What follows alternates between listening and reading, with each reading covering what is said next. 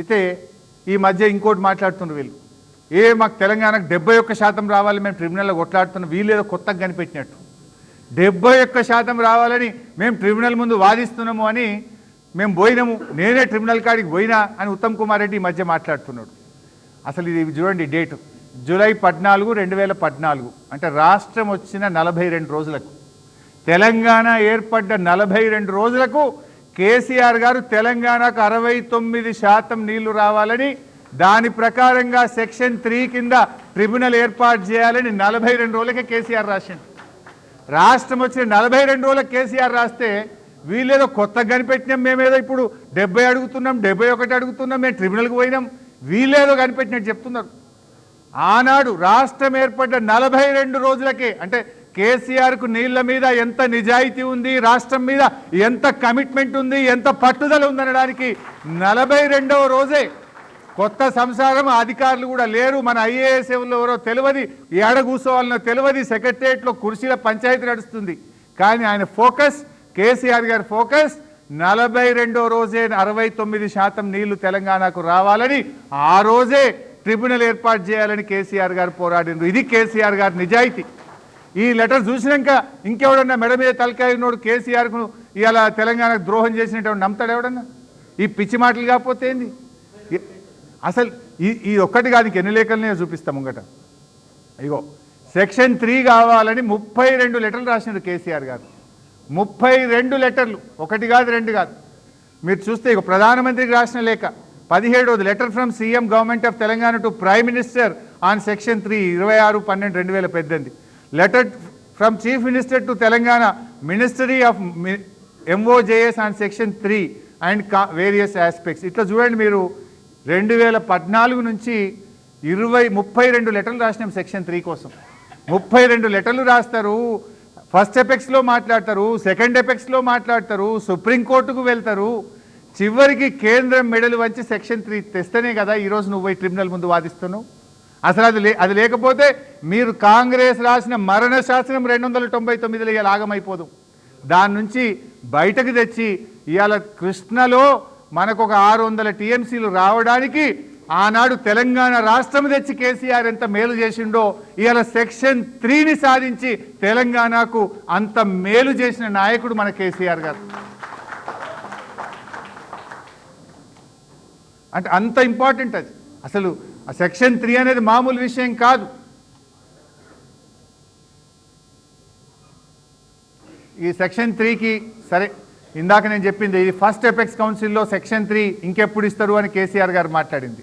ఇగో second apex కౌన్సిల్లో ఎన్ని రోజులు, ఇంకా 7 ఏళ్ళు అయింది మా తెలంగాణ, మా హక్కు, మీరు ఎప్పుడు వేస్తారు ట్రిబ్యునల్ అని చెప్పి సెకండ్ ఎపెక్స్ కౌన్సిల్లో కేసీఆర్ గారు మాట్లాడింది.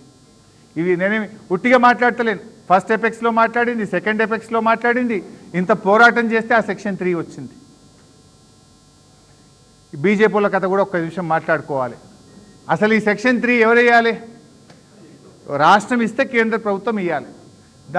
ISRWD యాక్ట్ ఏం చెప్తుందంటే, ఏదైనా ఒక రాష్ట్రం కంప్లైంట్ చేస్తే ఏడాదిలోగా పరిష్కరించాలి, పరిష్కరించలేకపోతే వితిన్ 1 ఇయర్ ట్రిబ్యునల్ వేయాలనేది చట్టం, భారత రాజ్యాంగం.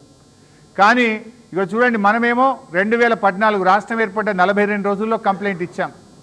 కానీ కేంద్రం పట్టించుకోకపోతే మనము ఇక్కడ 2 సార్లు మాట్లాడినాం, ఇంటర్ స్టేట్ మీటింగ్స్లో, ఫస్ట్ ఎపెక్స్ కౌన్సిల్లో మాట్లాడినాం.